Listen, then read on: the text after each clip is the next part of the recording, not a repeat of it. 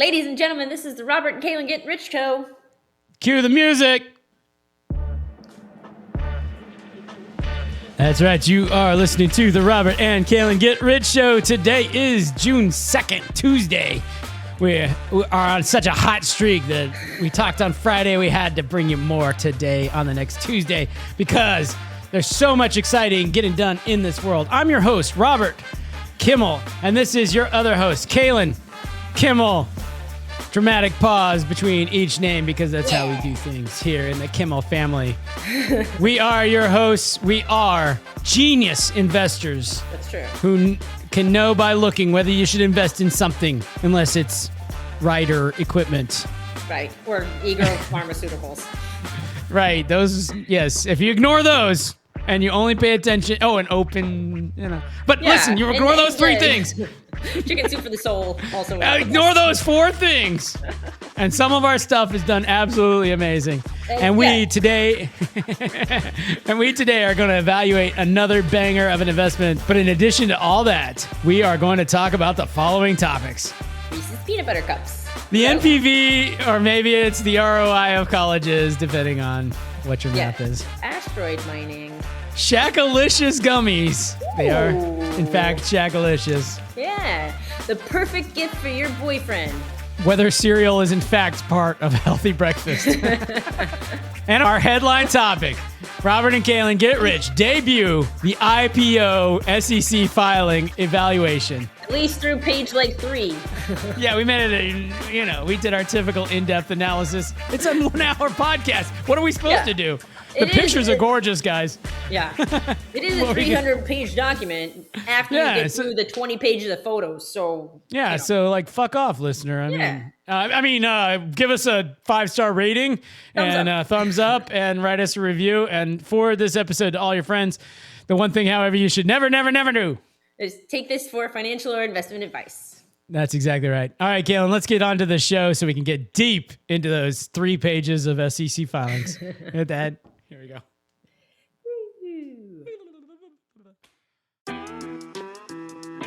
Friday to Tuesday, for whatever reason, seems like a not very long time, but no, it's not a very long time. It's only 3 days. Yeah. Right? No, really? Saturday, Sunday, Monday, and then it's Tuesday. Yeah. We count Friday? I don't know. Evidently, you get neither the beginning nor the end, and then you get 3 days. Yeah. Right. Yeah. Yeah. When you're talking about what's on your sandwich, you're not talking about the bread. You're just talking about what's inside the bread, Hey, Charlie, what kind of sandwich you got? Well, I got a piece of bread, and then I've got mayonnaise, and then ham, and then cheese, and then another piece of bread. No. I call it a bread sandwich. It's mostly bread when it comes down to it. Yeah. Crazy. All that other stuff could kind of be viewed as just filling for the bread. Yeah. So right. What kind of sandwich is it? It's wheat. It's rye. Yeah. I got a rye sandwich. Right. Yeah. I mean, I guess you specify if it's like I don't know, a ciabatta or a hoagie or whatever. Yeah, certain sandwiches earn themselves their own title based on the bread, I guess. Yeah, kinda. It's a pita. It's a pita. Yeah. Then it's a wrap. I guess. Well, you could have a wrap and a tortilla, though, so this is where things get very confusing. Is that still a sandwich? Well, it was a sandwich in a clue for a crossword puzzle here in the past week. So what? Like a sandwich made with a tortilla or something. It was a wrap. There you go. So at least one puzzle writer for the New York Times thinks that a wrap is a form of sandwich. I mean, fair. We haven't had a good sandwich talk in a long time. That's true. That's true. So. I did ask Dad the whole, is a hot dog a sandwich thing recently? And he was like, yeah, of course. Anything with 2 pieces of, bread on the outside. I was like, well, what about a calzone then? He was like, yeah, still a sandwich. And I was like, a calzone's a sandwich? How about an empanada? And he was like, yeah, but no, because maybe it's ravioli. I was like, yeah, it's hard. Where's the line? It's hard to say. I know. Taco. Right. I know. Yeah. Soft taco? It's not clearly defined. That's a fact. So, speaking of food, I saw this week that, grandson or whatever of the dude who created Reese's, Reese's peanut butter cups has been, super pissed at Hershey's because they no longer use peanuts or peanut butter in Reese's peanut butter cups. Or milk Wow. What chocolate, do they use? apparently. At least not with. I looked up the ingredients on Reese's Pieces, and there is indeed no milk chocolate or just peanut butter in Reese's Pieces. Well, Reese's Pieces were candy coated. They did not have chocolate, but the cups should have had chocolate. But I Right. do know Hershey's was like substituting other things for chocolate because cocoa was so Right. expensive right now. Right. You know? Yeah, they were using cocoa butter instead of cocoa powder. So, like, they're not making milk chocolate if you're using cocoa butter rather than cocoa powder. I don't know. That's what I saw. They're probably. But the part I never heard is they're using something besides peanut butter. So what are Yeah. they using? So they're using peanuts, but like you don't need anything in addition to peanuts to make peanut butter. So the ingredient that they had, let me see where I had it. I'll tell you one thing it's got in there is sugar. In that peanut butter that's stuff. true. But it's got all these like other kinds of fats or whatever. Like whereas if you buy peanut butter, really the ingredients should basically be peanuts and salt and nothing else. And sugar if it's one of the like Jiffies or Right. Peter Pan. I mean, they also those do have other things in them. They should just be those two things. But listen, there's something, whatever is in a Reese's, there is something magical about that peanut butter-esque It's like filling. all I don't fake care shit. what it is. Right. It's I like don't there's care no what peanuts. it is. That's what it makes it very magical. I mean, it's like Doritos, the fake stuff on the outside of the Doritos. That's what makes it good, guys. Like, that's I don't the best know. kind of So cheese I've had. Where do we buy this nacho cheese? yeah, you can't buy it. They should sell that stuff in a jar. You'd be Yeah. like, I'm putting this on my French fries and my Right. tacos and pizza. You could make macaroni and cheese with it. Like instead of Kraft powder, they could come with the Dorito powdered cheese. Yeah. That'd be kind of good. Absolutely. Come on, Kraft. Why Yeah, haven't do a you thought of mashup, this? guys? Like, what's up? This Or is you know obvious. who else should do it is a Domino's Pizza. They would do something like that. They Freaking. would do something like that. Yeah, for sure. So I gotta say, like, descendant of Reese's guy, fuck off. Like, Yeah. come on, you and your it's not real peanut butter. Right. Like, And yeah. it's like, he's like, you are being shitty to my grandfather's name. And it's like, I'm pretty sure you already got your like however many billions of dollars for your grandpa's idea. Like you don't get a say anymore. You guys sold to Hershey's. Now Hershey's gets to do whatever the fuck they want. Yeah. The end. Yeah. Long Unless you guys ago, still right? Have a major stakeholder, in, like, which I can't imagine how you would. Why? Well, I imagine Reese's is. Reese's is was- like one sliver of what Hershey's does. It's huge, isn't it? Isn't Reese's is like? Yeah, I don't know. Reese's is Do huge, you but say Hershey's- Reese's and I say Reese's. I'm seeing here. I've always said Reese's my whole life. Reese's? Yeah. You say Reese's. Yeah, I because guess. it's not like IES. It's not Reese's, like Susie's. I know, but it just. It's just the way you said it. It was Well, you say some Reese's shit weird. I don't know. You say W, like W or something. I don't know. When was Reese's acquired by SpaceX? I don't know. That is a It was crossover. When was Reese's acquired by Hershey's? Yeah, it was a long time ago, right? July 2nd, 1963. Yeah. Like, Right. this guy's Dude, got were to. you even alive? No, he wasn't, because it was finalized by the 6 children of the founder or something. Yeah. They were paid $24 million. In 1963? It was yeah. Okay, let's ask. How much is 24 million worth today? It was all stock, so they did get a decent chunk of stock, but yeah, it's worth about $250 million today. 258 million. Divided by What 6. share of Hershey's stock? Yeah, right. I mean, Right. it's not guaranteed that he's rolling in it, but if they were much. wise, he's done. That's not true. Not guaranteed. Yeah. The Reese's family represented about 5% of Hershey's total, so they could probably put together enough of a consortium to get like a board seat or something. It did not threaten corporate controls. The Hershey Trust You would Company. think they would have it like this guy should just take it to like Hershey's and be like, "Here's my beef, whatever." You don't need to like go to the media and be like, Oh wait, one more question. What percentage of sales do Reese's products represent of Hershey's total? The Reese's brand is approximately 22 to 26% of Hershey's total sales. It generates $3 billion in annual revenue out of the total 11.7 billion. It has 62% gross margin. It says it's Hershey's ultimate financial driver. but I don't know Like, why. I don't that know what the... surprises me because I was just looking at what their other candies are. So they have obviously Hershey's candy bars, Kit Kat, Shackalicious gummies, big one there, Twizzlers, Jolly Ranchers. Yeah. Huh? Shackalicious as in Shaquille O'Neal? Yes. I think you have some of those. Or didn't I buy some of those? Or, they I probably do, got in eaten. fact. Yeah, those are Hershey's. Here, That's it. That's Shackley. Hershey's right there. Get out. That's right. Well, maybe I should eat them right now. Yeah, do it. I bet they're good. Then Dots Pretzels, which, by the way, Dots Pretzels is the shit. I didn't know that was Hershey's. Like, Brookside Skinny Pop. We're getting into, like, nothingness. But still, I would think Kit Kat's pretty big. How are those? It is big. Yeah. Reese's has all these, like, it has pieces, it has all these different cups and... Right. Yeah. The candy, the bars, and the ones with the... I don't know. They also Hershey's got a have lot cereal and stuff. Reese's Puffs. Oh, that's right. Yeah. Yeah, good point. That's probably General Mills. The jumbo bag of Reese's Puffs with protein. So. Nice. Kit Kat is 6 to 7% of sales, so Reese's is about 4 times bigger.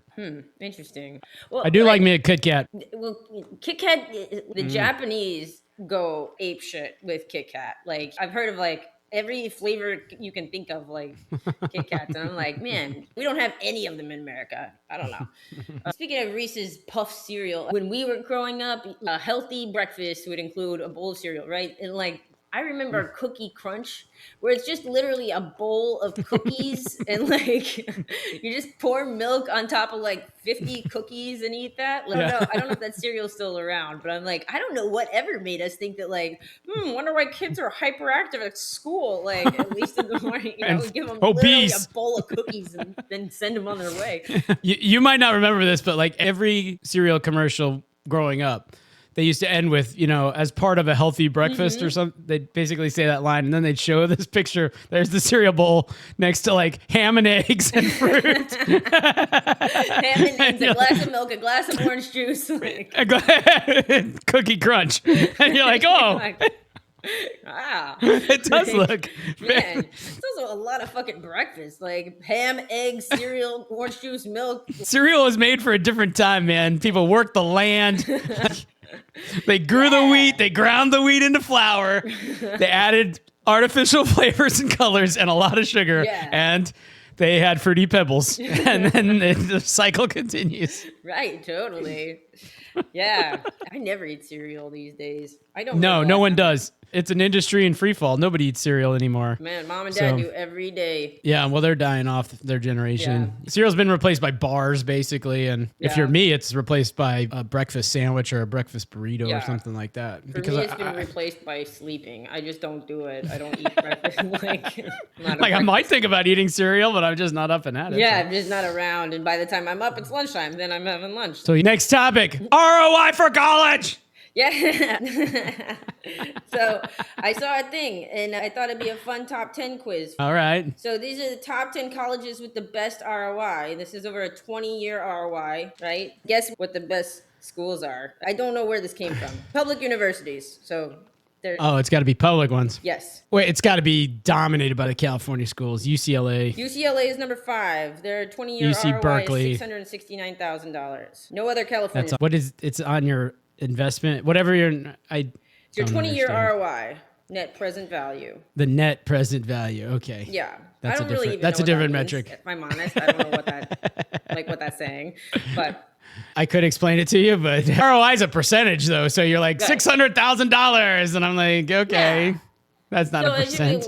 What you get back from your investment minus the investment. It's what you get back minus the investment, but you also discount the future years. So you discount every year. So the further out the dollars are, the lower impact they have on NPV. So if you spend $100,000 on your college education this year, and then next year you make $1 million, that's a higher NPV than you make $1 million in 10 years. Does that make sense? Yeah. Because you've got to discount it back. That million. Yeah. It's like, how much are these dollars worth today? Net present value. Ooh. Got it. You learn something every day here on the Robin and Kalyn Get Rich show, podcast. You know? I'm learning. This is my path to having an MBA. Is just learning 1 week at a time from someone with an MBA from Harvard. right. So, I mean, the thing is, they got to be low dollar investment and they got to be high dollar returns. So I got it. It's California schools. There's got to be 3 or 4 that's the only on there. California school. We have the one California school. All right.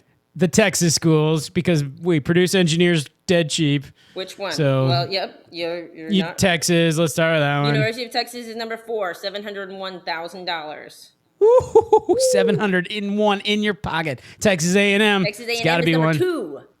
Yeah. $743,000. That's right. It's grown to the top one in the nation. Yeah. All right. Georgia Tech. Georgia Tech is number 1, $816,000. Nice work, Robert. Yeah. Then you got, I don't know, what else is like a just great public engineering school? Purdue or something? Purdue is number 3. Very nice. $727,000. Hey, I rounded out the top 5 already. And I'm sure Illinois, Champaign-Urbana, Illinois is one. Nope. Michigan University. University of Michigan is number 6, $668,000. Man, Ohio State might well be one of them. Ohio State is number 10, $564,000. So now I'm missing 2. No, you're missing 3. 7, 8, 9. See how we count? 7 and then 8 and then also 9. But what about the bread on the? Okay, you're just missing the 1. 7, 8, 9. That's just one in between those 2. You're missing 7, 8, and 9. 1. Yeah. 100%. Who else produces good? Engineers cheap. Now I'm flailing. One is in Virginia. Well, could it be the University of Virginia? No. Virginia Tech? Virginia Tech, yes, number 7. Okay. And then there's 2 more. One was on our list from the biggest schools, and one of them Florida. University of Florida is number 9, $584,000. And then last one, Wisconsin. Pennsylvania Oklahoma. State, number 8, Penn State University. $605,000. Yeah. So instead of going to these schools, they ought to just give you the money. Just get, Yeah. That'll save everybody a lot of time. Yeah. Oh, so here's the source is College Net 2024 based on 20-year ROI, includes public colleges with greater than 10,000 students. Once again, we're using the ROI term incorrectly, but look, I got it from Instagram, so right. So consider the source. Yeah. Exactly. So, so I did on Instagram. I saw a comic who was asking the crowd. This girl was like, "I need to figure out what to get my boyfriend for his birthday. You guys have any ideas, right?" And one guy was like, "I'll tell you right now, the one surefire gift for all men, any man in the universe, he'll love this. There's one thing." And I wanted to see if you would know off the cuff what it is, because as soon as I heard it, I was like, I can actually see that, like for any dude. Meat? No. Sex? No, that doesn't count. Oh, it doesn't? Okay. Well, there's ways to wrap it up, package it up, you know. Yeah. No, it's a sword. A sword is guaranteed. Yeah.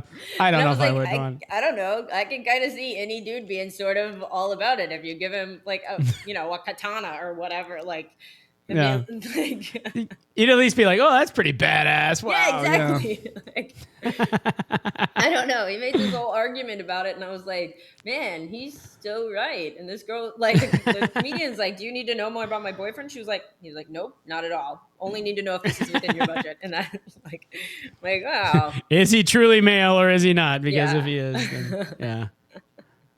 Yeah. I went to go buy Andrea a gift today for our anniversary coming up on Sunday, and especially since Mother's Day was a bust because we didn't get gifts, and that was the worst possible thing you can do on Mother's Day. I just saw a thing on Last Week Tonight with John Oliver. They showed all these cuts of, where they've got like, and now here's what moms actually want on Mother's Day. And they show all the news people, and all of them were just like, just leave me alone. Don't speak to me. Close the door. Don't make me breakfast. I don't want breakfast in bed. I don't want any of it. I want you to go away. Leave. Don't talk to me. Like, wow. That sounds like my preferred Father's Day. But no, Andrea, I don't know. There's something about gifts. She just wants them down deep. Like, I don't even think she wants the thing. It's just the emotional spark whatever. But she's just like person, for sure. I know it makes me crazy because I freaking hate them. I hate buying gifts, and I'm like, well, that's dumb. Why would I want a fucking candle or whatever the fuck?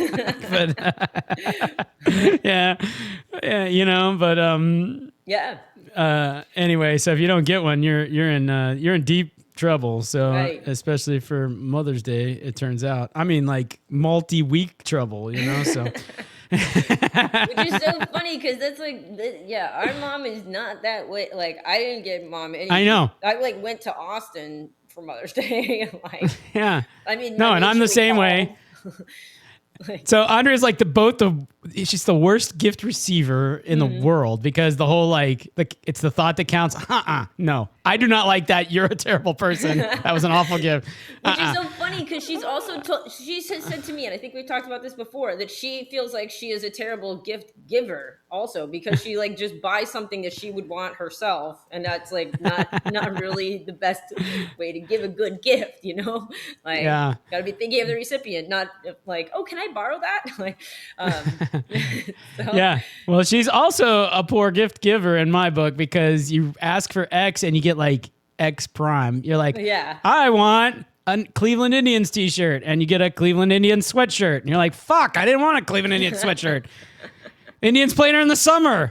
Like, I don't like crew neck sweatshirts. If you're gonna give me a sweatshirt, give me a hoodie. Don't you know anything about me? Like, I remember. And I have a million examples like that where I'm like, fuck. I know. All right, I remember when this, she gave you the you wanted AirPods or whatever, the headphones from Apple. Yeah. Yeah. She gave you some other kind of them, not Apple brand, and you were so mad. I've never seen you so mad about a gift before. You're just like, God damn it! I didn't want the fucking TJ Maxx version of iPods. I want the actual Apple one. Fuck. Well, that was always our parents' secret. Like 3 times previous, like you'd asked for it, and like several times you'd gotten the Anyway. To the point that you're writing on the wish list, I want Apple EarPods, the real ones, no fake ones, please, all caps. Right, yeah. And then you're like, and you get them, you're like, fuck, once again. Our parents were kings and queens of that, where like, I don't know, the iPhone comes out and you want a tablet, an iPad or something, and they'd buy some shit box thing from fucking Bangladesh or, and it doesn't have the glass screen. It's got like the cellophane screen that dimples and shit. And you're like, a bunch of apps that barely work. And then you're like, I mean, it costs half the price, but guys, it's not half as good. It's like, it's like 5% as good, Yeah, I think this wasn't a gift from them, but it speaks to their logic with this stuff. I'd bought an iPod back in the day on eBay, right? And it shows up, and it said that it was an authentic iPod, blah blah blah. Yeah. I did absolutely get a good deal for it, but I thought, whatever, it's an iPod. Anyways, it shows up and there's not one bit of it that's Apple brand. It's like all fake. Yeah. And I was pissed. I put in a complaint, whatever. They just gave me my money back, but I showed it to mom and dad. And then dad took it and tried to figure it out, reformatted it on the computer or whatever. And he's like, I'm going to make this thing work. Yeah, exactly. So I'm like, well, I guess you're just, determined to like these off-brand, I don't know. Make it fucking. You don't need an Intel Pentium chip processor HP. Here's a TRS-80 from 1986. Right. I don't know. Yeah. Then one time they gave me a digital camera back when digital cameras were pretty early. Yeah. And so it's like almost like a toy or something, and you push it and it goes boop, and then it produces a picture about this big and terrible resolution, and it's like, you're like, awesome. Guy, this is no help to me. Yeah. All right. So now I have this wish list item and a piece of crap. Knockoff technology. I think we should talk about a guy who doesn't put up with knockoff technologies whatsoever. Elon Musk. Elon Musk is our man. So I was doing my homework and I pulled up. I did my homework via sending you links from Instagram about SpaceX. Oh, right. Did I watch them? That I don't know if you watched or not. I only watched part of them because I'm like, this is Robert's homework, not mine. I watched the funny things you sent me, but I might have fallen behind on Yeah, because you stopped reading my messages at one point. You just like stopped reading them all together. Oh. I like get the red notification, and so like I'll see that you're just like, I'm not looking at Kalyn's messages for like a week. Like I'll send you like 20 things, and then like the next message I get, you clearly haven't even read any of the shit that I sent you, and like just send me a message of, like when you want to record. And I'm like, damn it. I'm just talking into the chasm. Like I should have watched those SpaceX things. Let's see if they I went to the SpaceX website. I looked for investor presentations. They don't really have any. Nothing. But because they are filing for an IPO, they do have to file an S1. Yeah. So you probably remember the look of this thing. It Yeah. looks like every other SEC is this filing, thing like and you're like, 300 pages long? I don't know. I didn't make it to the end. Okay. But it's a surprise, though, because when you get to page 2, it's like, uh-oh, they pasted the slides in from their IPO presentation. It's funny how you can't see in that third paragraph, assuming on offer size, blah, blah, blah. It has like price of $ blank per share, midpoint estimate. And then like, you see what I'm talking about? Yeah. We're not going to tell you what percent. exactly. Very no. Oh, this blank is all very dollars per. helpful. Okay, well, it's not for us, I guess. Isn't Joint that kind book of running bullshit? manager. They don't even tell us the prospectus date. Well, I promise they filled all these in for their actual presentations to actual investors that they are underwriters of this IPO or something. But like, Anyway. isn't this their official filing for the SEC? Don't they have to like have complete information? I guess not. I don't guess know. the answer is no.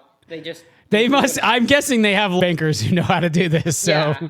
anyway, this is as far as I've made it. I'm like, okay. we got pictures. Hey, Ooh. already we're out doing Costco and we invested in them. So Well, I guess don't- we didn't invest in Wayfair, and Wayfair had tons of pictures. yeah, well, these are better pictures. I think we should invest in this one.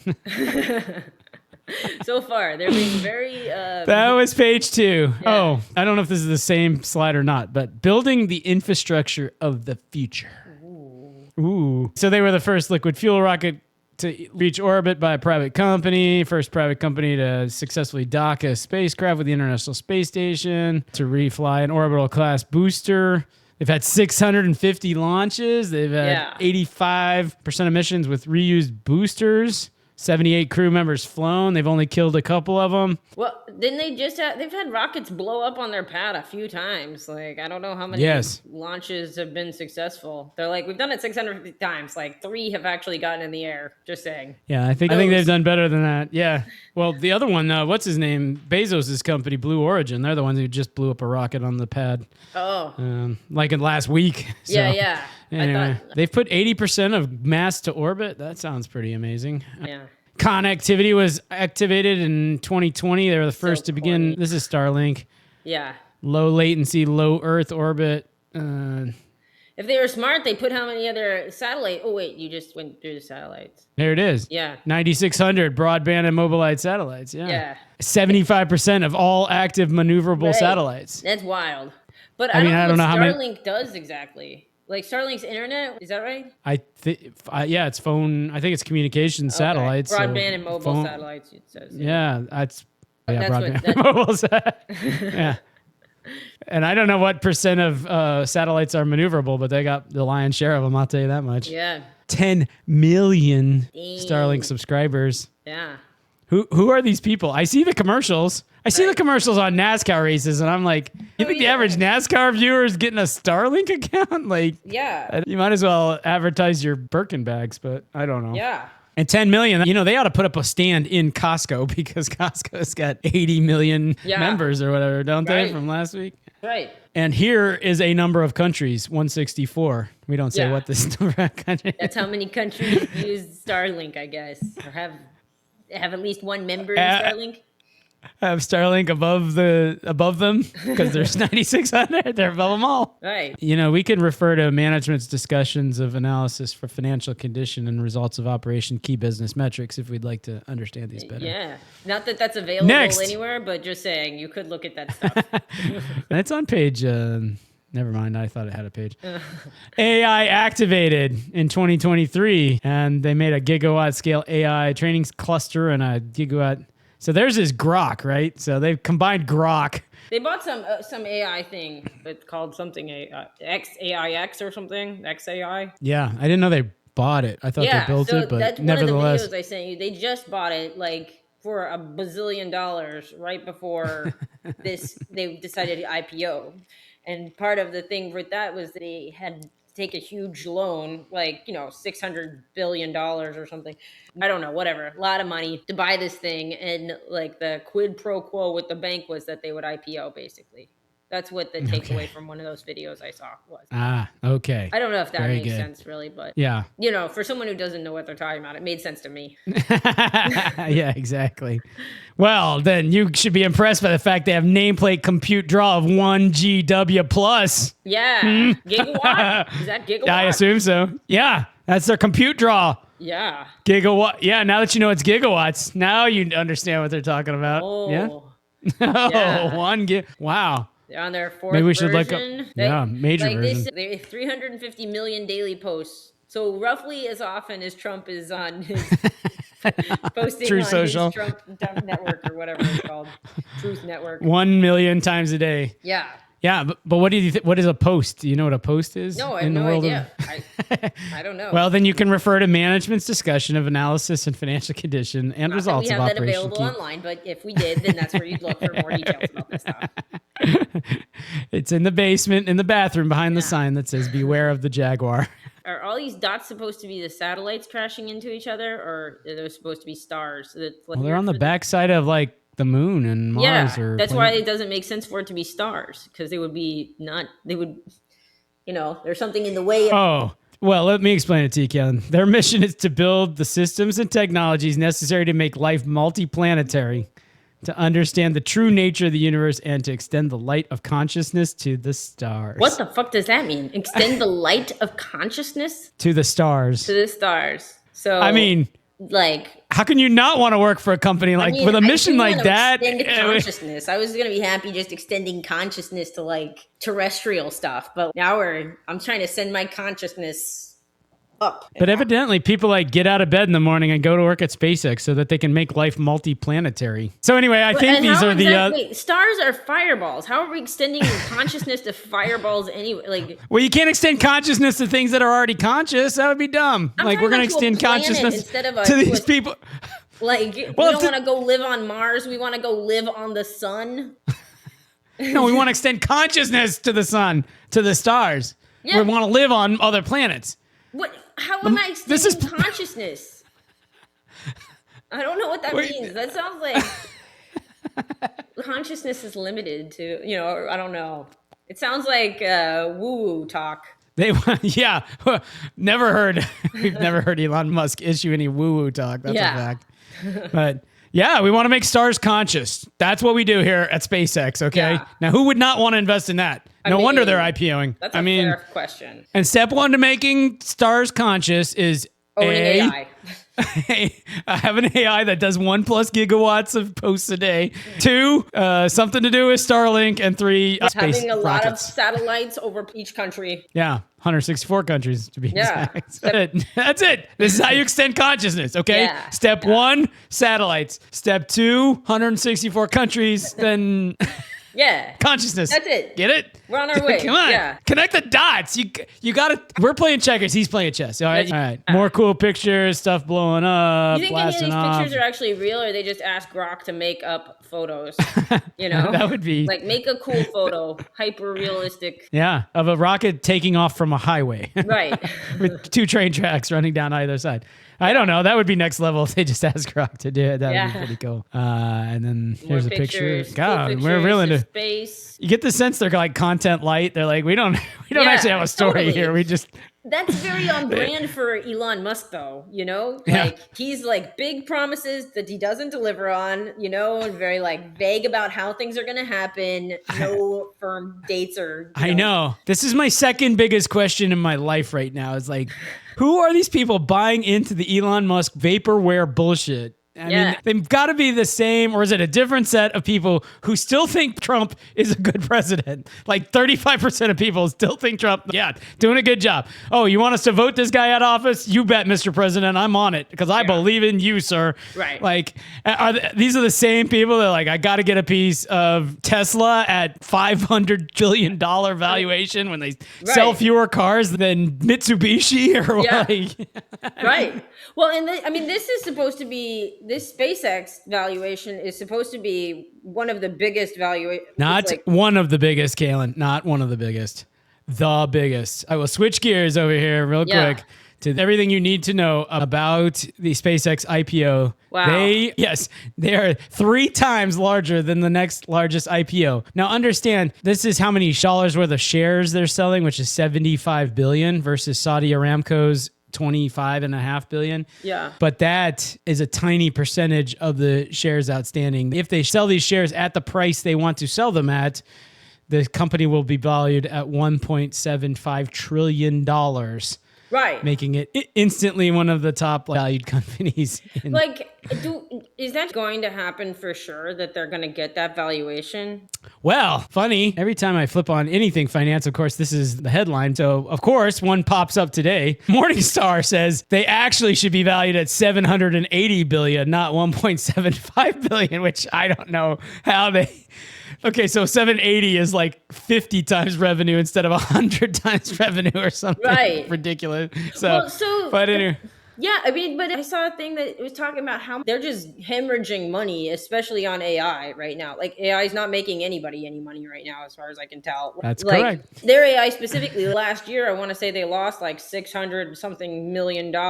Like, that was their net, negative 600 million or some shit like that. No, you're once again way off. Let me see if I can find this one. I mean, you're not way off. But, here we go. Here's some highlights. These are in the S1, so we might actually get to them. But the revenue is $18.7 billion. They want to sell for $1.75 trillion. So like I said, 100 times revenue.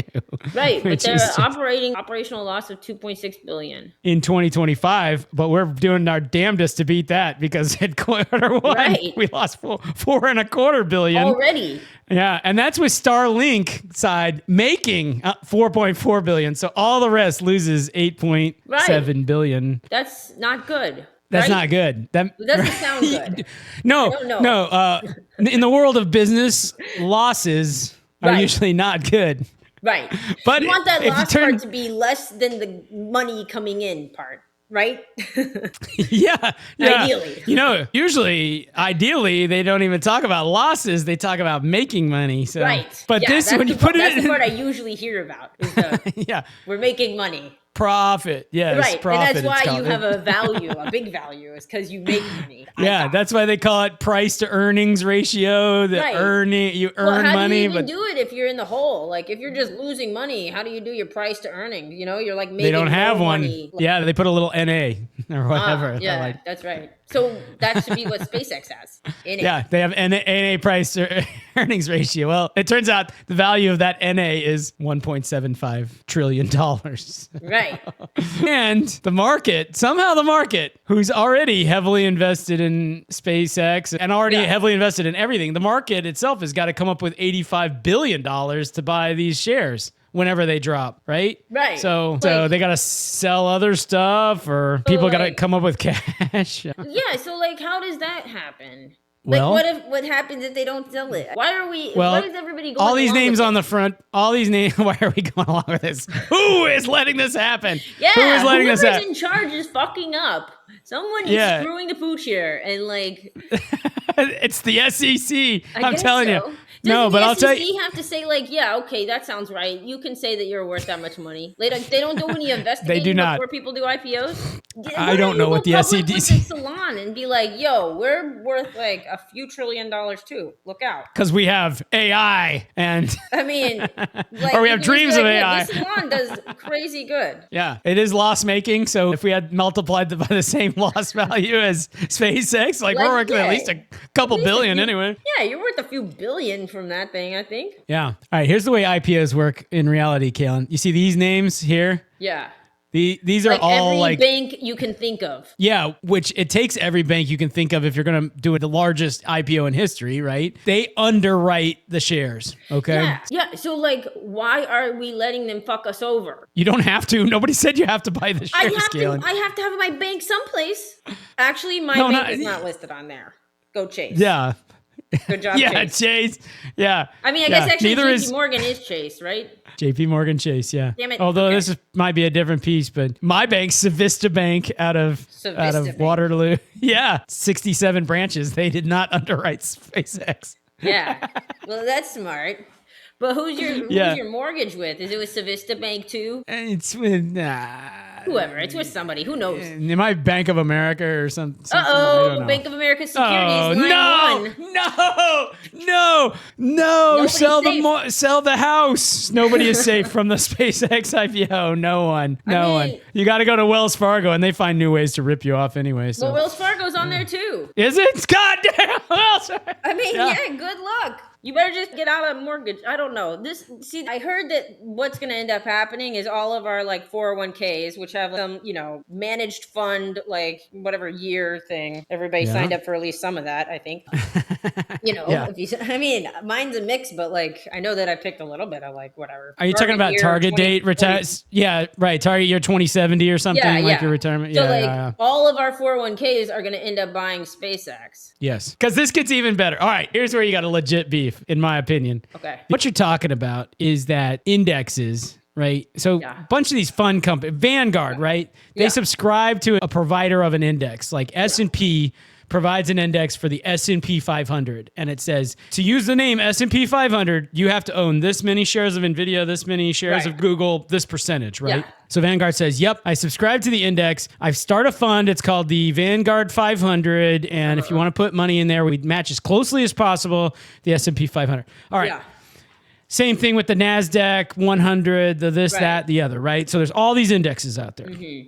These indexes have rules, different sets of rules depending on the index. And some are like, yeah, you got to make money. You got to make money for S&P 500. You got to make money for 6 months, 2 quarters, and you got to be one of the top 500 companies revenue-wise in the country, and they have other rules, right? Well, for SpaceX, all the indexes change the rules. And so the S&P 500 is going to let SpaceX into the index something like 2 weeks after it has gone IPO instead of the usual 6 months of profitable quarters. Why? Because they're businesses, they compete, and everybody. Why would we why?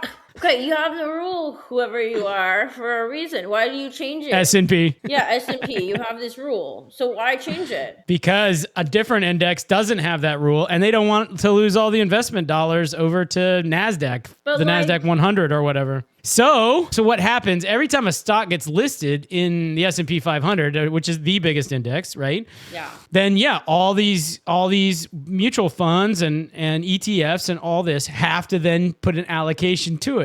Right. And it's market weighted, and this is going to be one of the biggest ones right away. So it'll be like 10% of the fund or something. I don't get so you got to sell. Are allowing this. I don't understand how this is allowed. Like, I don't know. Trump's got something to do with it. I got a feeling. It's worth nothing. They just lose money. Like, okay, they're worth a little bit or something, but like all these banks have already signed on for this, and then S&P has to like take it up their ass to let these guys in, even though they don't make money. And then we just are stealing money from all of us with 401ks. Yeah, and like, what you're doing, and there's so clearly a villain in this story. The villain is Elon Musk and all the banks and like all the fat cats, all of them. They're all out to screw the little guy. Well, and then you have to sell shares of NVIDIA to create the money. Your Vanguard, the same Vanguard 500 fund, they've got to sell shares of NVIDIA and Google and Apple and whatever in order to make room in their index for their portion of SpaceX, right? And so right away, you've got a decline, a downward pressure. And so there's definitely people that are like, guys, this is the thing that's going to break, pop the bubble and break this market, basically. There's people genuinely worried about this. Right, so. And I'm one of them. I'm concerned. It's one thing for it to just come on the market, but if I'm like forced into buying it, basically, 401ks that I cannot do anything with, because I'm not working now. So I you only can't had move them 8 over and change what funds I'm in or anything like that right now. I can't make any changes to my 401k at the moment. Like you have to be employed or retired to do shit with your 401k. And you only had 7 options in the first place. Like, do you want the international or the right? And so I did a mix of things, sure, but yeah, I cannot protect myself. I also have like 50 401ks because I never consolidated all of them because it was like a lot of work and I didn't want to deal with the paperwork at the time. So so you guys are gonna have fun if I like die early and then you get to find all my 401ks. But anyways. We have this conversation at our household too, by the way, because Andrea's like, you won't even be able to function if I die. And I'm like, babe, I know how to call Fidelity. I mean, she's like, you don't even know the password to the bank accounts. And I'm like, I know where Civista Bank is located. I can walk in and be like, guys, Andrea died. I would like access to my savings account, please. You're like, I think, we'd be able to sort it out. I mean, but I've also heard guys who are like, listen, there's all these banks already in it. So they're not going to put more money into it. Okay. And then, like I said, even though it's only 2 weeks or whatever it is to get in the S&P, it still is 2 weeks. So a Vanguard 500 fund is not going to put money into this until 2 weeks or 3 weeks, 6 weeks or whatever the date is. Right. So who's going to buy these 85 billion of shares in the meantime? Only jokers like Robert and Kalyn get rich, and like you can come up with $85 billion worth of people like that on day one. So there's definitely people that are like, this thing is going to sink like a lead weight, and then it's going to just like wreck the market, and then the shift in the, so there's people predicting doom from this IPO. So should we buy it? I mean, yes. Because like when it is Elon.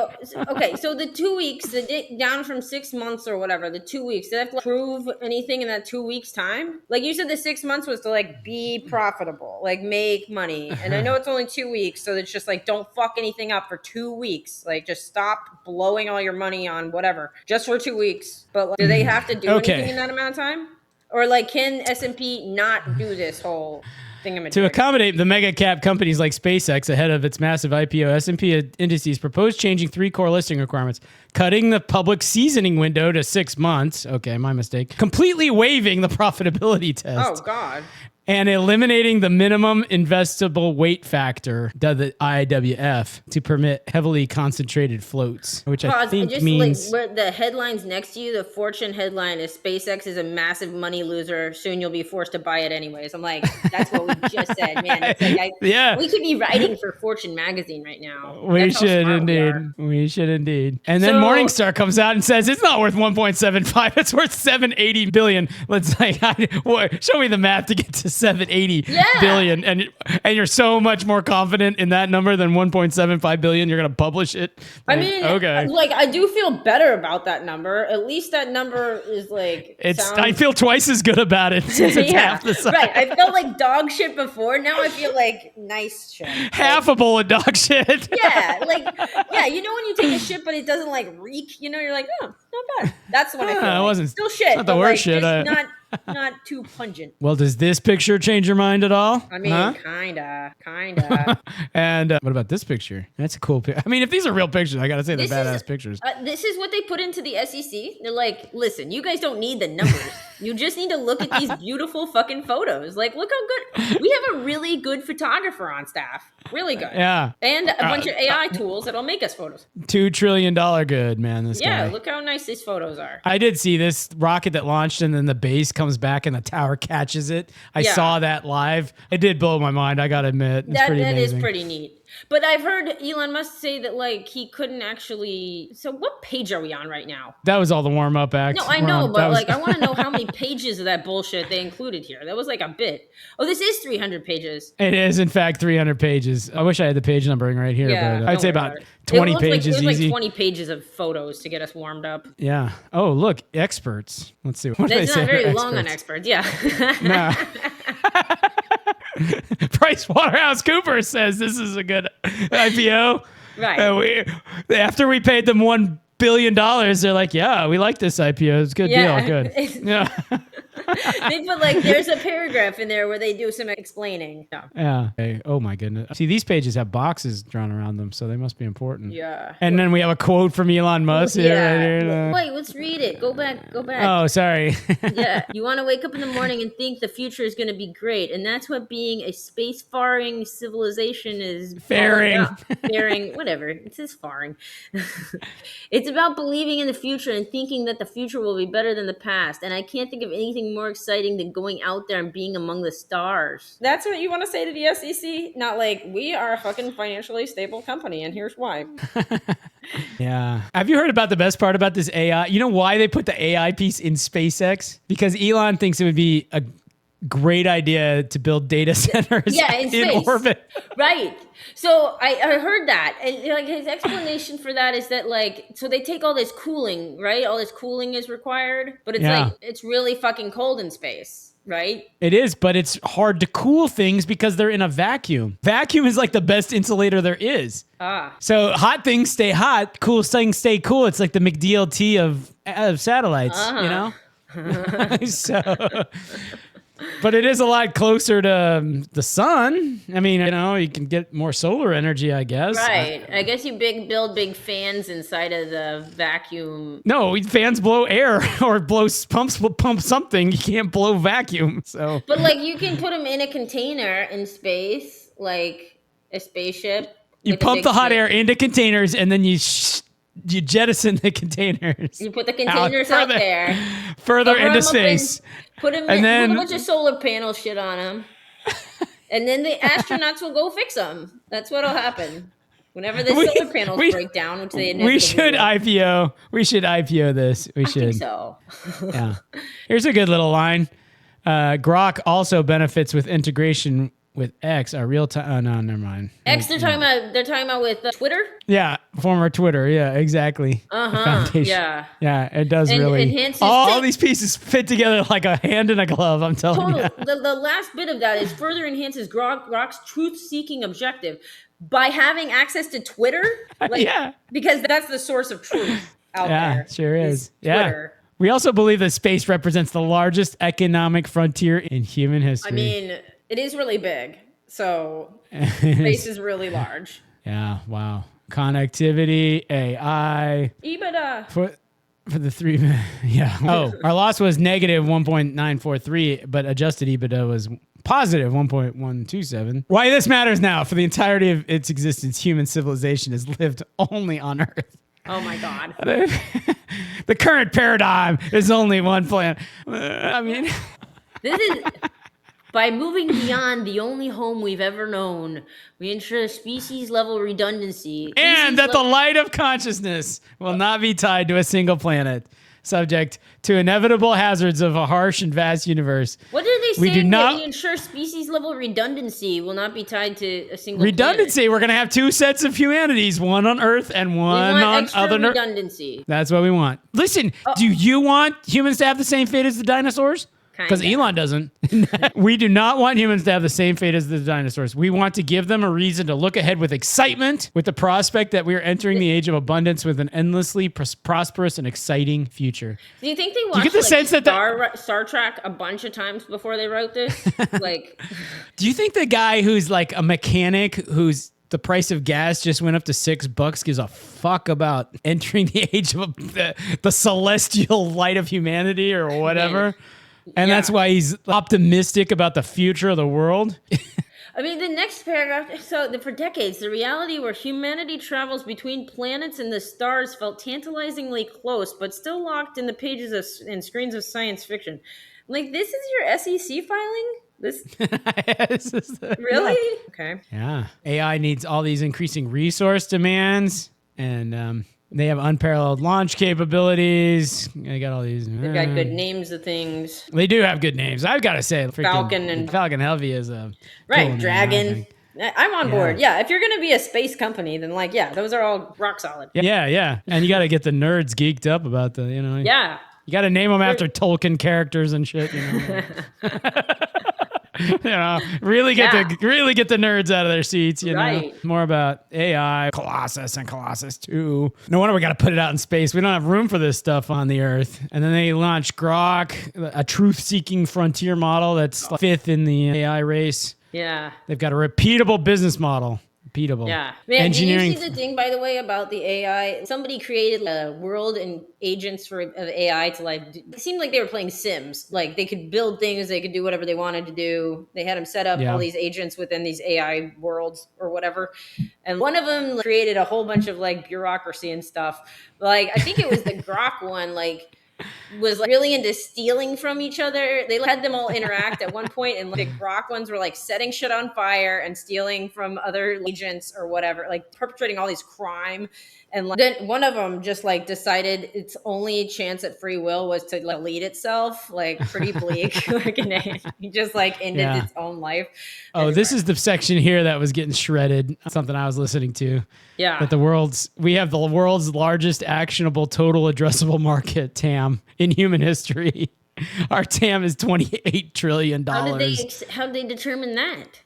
Well, it's $370 billion in space from space-enabled solutions, and $1.6 trillion in connectivity, $870 in broadband, $740 in mobile, and then. Well, those aren't that big when you're talking about 28 trillion. You've only accounted for about 3 trillion of it. Yeah. But now 26.5 trillion in AI infrastructure, 760 in nothing. And then 22 in enterprise applications. Enterprise applications. Oh, they have a visual. All right. So when you're buying SpaceX, it has this much to do with space and Starlink, and it has this much to do with enterprise solutions. Yeah. AI is it's all AI. They want to say you're investing in SpaceX, but what you're investing in is AI. This is a AI in sheep's clothing right here. Yeah. So, oh my God. And then we face a number of challenges in trying to achieve making life multiplanetary. And understanding the true nature of the universe. We face a few challenges. And extending the light of consciousness to the stars. I bet you have faced some challenges on those fronts. They got to integrate complex and novel technologies and develop new processes and infrastructure. And in addition, a portion of our anticipated market is associated with industries described above in future markets. Wait a minute. Did I miss future markets? Oh, future markets, right. Point-to-point terrestrial travel. Boy. Space tourism. Yeah. In orbit manufacturing. To the moon and Mars. Manufacturing. Energy for... Wow. Oh my God. I don't think 1.7 trillion is enough. I mean, yeah. Look at these future opportunities. Yeah. Everybody wants to do in-orbit manufacturing and send cargo to Mars. Asteroid mining. Asteroid mining. I know. Are we going to put out a big net and catch them? No, we're going to send the mining equipment to the asteroids. Yeah. Mine. And then you take it from the asteroid to the in-orbit manufacturing to Mars, where you... Right. They melt the stuff down and make it into whatever. Liquid xenon. That's crazy. Yeah, you thought you'd seen it all, Kalyn, but now you've seen the SpaceX IPO. Right. Yeah, we've done a couple of these SEC filing things before, but this one feels new. Up to now, the craziest one I'd ever seen was Chicken Soup for the Soul. Right, yeah. We saw some crazy ones. The guy we got one employee and he just mails checks from this office in Boca Raton. Exactly. The ones that say we've been given a rating of highly likely to go out of business. I'd never seen an SEC filing like that. Yeah. But now I've seen one that says our future addressable market is asteroid mining and cargo shipments to Mars. Yeah. All right. I think it's decision time, Kalyn. No. I mean, we've seen enough. I'd say. I mean, it's going to be a no from me, but what do you think? Do we short the damn thing? I mean, this thing's gonna blow up. I mean, day one. I mean, well, so here's the only thing is that I don't think we should have gotten this far with it to begin with. So it's what I should have done with my Doge crypto, right? when Elon Musk was on the upswing, and right now he's on an upswing with this, right? Like it's about to Seems IPO. fair. It's going to make Fair to some money, say. right? So like, Yeah. I like just being smart about it and being like, okay, but then in the 2 weeks after we're like fucking out or whatever, like have some like date where we're like, we're definitely selling. We're just going to see what happens in this short amount of time. That I would be down for, but I don't think it's a long-term investment. No. What do you think? I love it. You I want to love that pass? idea. You want to short? What do you say? You understand with my personal money, I would never invest in this in a million years, except I'm going to have to through my S&P 500 fund or whatever. But I'm trying to figure out how we could even invest in it at this point if we wanted to. I know there's some funds that have some like pre-IPO shares. Can we tell it to buy in the future? Like we should buy the day that it goes on if we're going to buy. I think you have a terrific idea, Kalyn, which is buy, hold for 2 weeks, no matter what, and then sell. And we might lose our ass. Maybe, but I don't think so, honestly. I think that it's one of those like too big to fail kind of situations. Like I think that it's going to be okay because it has to be okay. We like have to do this. You know what I mean? Like we as the banks bail us out and all this. Fucking anchor out of the bottom of the ocean. Like we just gotta like pull it up, right? Like, or we all go down. All right, that is a plan. I love it. All right, so I've got to keep my eye open because they said June 12th is the expected date, but it's not the guaranteed date that it's going to IPO. But I'll buy it as soon as I can, and then we'll sell it on July. And I mean, let's hope that it doesn't happen. Let's hope that something happens and we don't IPO after all, or whatever. Somebody sues and blocks it or something. I mean, something, right? Because I feel like this was just the exit strategy. This whole IPO thing is the exit strategy of the investment banks or whatever that like bought into SpaceX already. Like they're just like, this is how we're gonna make our money back by foisting it on the public. Yeah, exactly. Well, would you put that past these banks? Like, no, I would not. Oh, let's take care of the little people. You know? And then we gotta preserve. We gotta preserve our reputation here at Goldman Sachs. Yeah, exactly. Right. Remember how we fucking did this with the mortgage crisis in America? We fucked over the American public. Let's do that again. Yeah. Fuck it. Let's get big bonuses. Here's one of the best parts. The total money raised, we didn't read this part, but the total money raised to date was about $12 billion for SpaceX. And they're going to go public at $1.75 trillion, 150 times. So the guy who got in the last, the guy who's doing the worst is making 150 times their money. Yeah. If the valuation holds. Right. Unbelievable. And if it comes in at half that, they're making 50 times their money. I mean, like they're still whatever. Great. Exactly. Yeah, they're still like, cool, do it. Yeah, so they have absolutely crushed it, and you're right. And Elon Musk is the king of vaporware. I don't know how. I don't get it. I just don't. How is he getting away with it? I don't know. Yeah. And he's done it one company after the next. That's what I really want to know. I know. Don't hate the player, hate the game. Exactly. Don't hate the player, hate the game. You're so right. Right. 100%. Let's just do a very quick look at the portfolio. I was keenly interested to see how Costco did since we bought it. We're down 0.25%. Oh, we've lost $2. Yeah. But we are up today, so we probably called the bottom, I would say.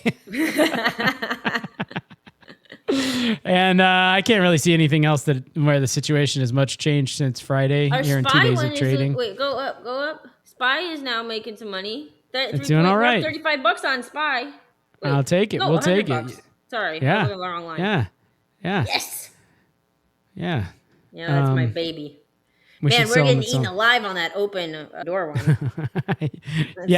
But today I saw this option went up. I thought it was up 50%, but I guess it was up 15%. Wow. Pretty good. Ford, man. This one I cannot believe. No we kidding. made all this money on Ford. Yeah. So. What has Ford even done? Like, how have they made that much money? Well, we read the investor presentation, Kalyn.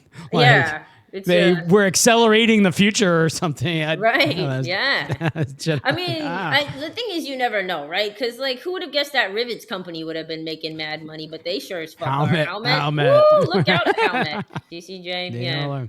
Yep. The hard asset companies. And our the past portfolio is getting crushed. Let's see. Absolutely getting crushed. All right. I like looking at the past portfolio. This one is the one that actually makes me feel pretty smart. The only one we missed was Ryder. Wow. Jeez. That was your, nope. Yeah, we made the wrong choice there. Because it's hard asset, yeah. What is it? Yeah, but what's us- that one? BR, that's that investment company or whatever. Oh.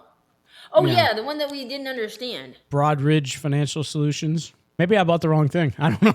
I don't know.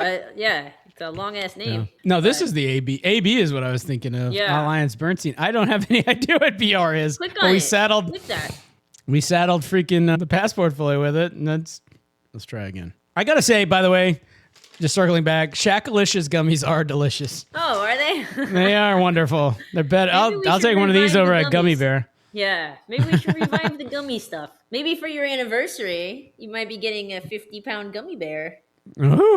Wait, we didn't Another get one. 50 pounds. It wasn't 50 pounds to be 5 pound. No, The 10 50-pound one was like the one they had the like you could ladle like punch out of or whatever, right?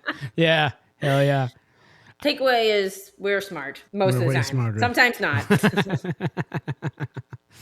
Yep, we are way smart. We're beating them all. Oh yeah, we are. Awesome. All right. Well, I suggest we wrap it up with that. Kalyn, what an episode. We Yeah. really looked at SpaceX IPO in real depth, evaluated the pictures. And Yeah. Good pictures, bad filing. That's the takeaway, I think. and Costco is like the counter example from last week. Right. So Yeah. I will say I listen to a lot of podcasts about various investments, and they like never talk about the pictures. Never. So we're really adding a whole new dimension here. Yeah. Somebody in the marketing department's going to be glad that we're talking about the photos. I mean, Hell yeah. I know all these business tycoons already listen to the Robert and Kalyn Get Rich podcast, and they're like, They when sure are they going do. to talk about my company? And we might, Yeah. as long as you have good pictures in your filings. Yeah, and if you sell something interesting like Rivets. cereal or ingots, Ingots. I mean, Or not like that. mined asteroids, you know? Like, Yeah, and shipping cargo to Mars. Yeah. Yeah. All right, Kalyn, I say we call it a day. So Sounds good. cue the music. That's right. You've been listening to Robert and Kalyn Get Rich. Robert and Kalyn evaluate the pictures in IPO presentations. Thank you for listening. Like and subscribe. Send us a message. Send us an email, robertandkalyngetrich@gmail.com. Whatever you do, however, do not. Take this for financial or investment advice. That's all right. Anything else we should tell the people? No, but In case you thought. we are here to tell the SEC that, like, come on, like, Yeah. do Yeah. better, SEC. Like, Right. whatever. Yeah, so. and the banks. What the fuck are you guys about? Stupid. And S&P 500 changing the rules. Yeah, something tells me in 10 years it's not gonna look the same. This Yeah. SpaceX. I agree. I got We should this mark in funny our feeling. calendars. Come back to this same conversation. Rewatch this in 2nd of June 2036. Yes. We'll see if we were right. You don't even need our investment advice. You're investing in this whether you want to or not. So Yeah, anyway, that's true. You know, it Ready doesn't to matter be a what we SpaceX say. investor. Yes, exactly. People of the world. All right. Yeah. Okay, Kalyn, I suggest we say goodbye.